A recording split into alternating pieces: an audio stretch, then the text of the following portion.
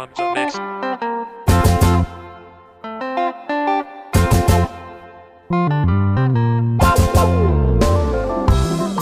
So, on the 4th of April, it's all about the Prophet Samson Lalua. And today is 4th of April. Happy birthday to you. You live long.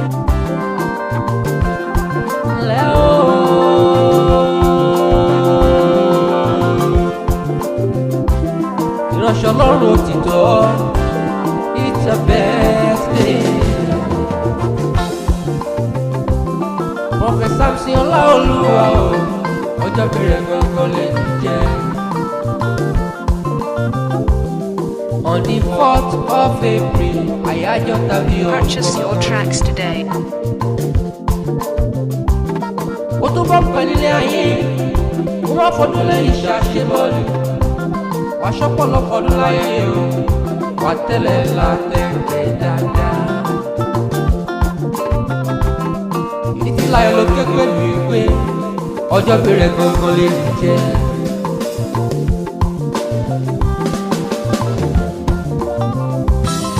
Ó ní kí n máa kí Prophet Samson Ọláolúwa. Ó ní kẹ́dọ̀ká kẹ́dọ̀kó kí má ṣe bọ́jọ́ lọ́jọ́ lọ. Ó lọ́dún tẹ́ mú yóò bàbá wa yóò sì wá jọ́ ọdún ìrìn dandan.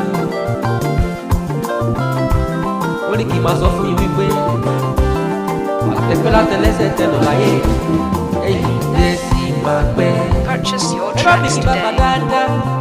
Ẹ̀sọ́ Ọláolúwa o, ìgbà ọdún kò dájú.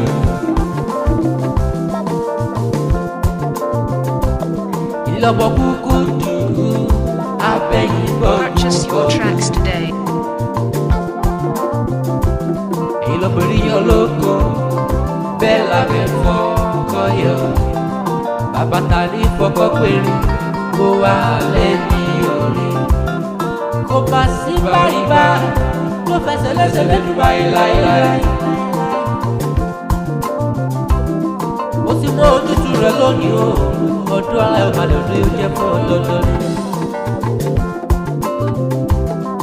Ọ̀tọ̀ bẹ̀rẹ̀ tàbí ọ̀gọ̀gọ̀. Purchase your tracks today. Jẹ́ bàbá wa.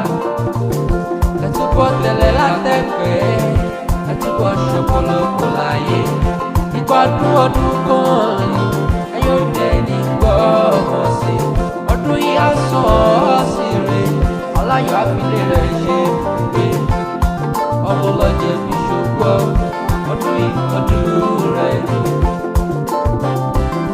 Happy birthday to you, our prophet. Prophet Samson Ọláolúwa. It shall be well with you. Yemi her day on the mix.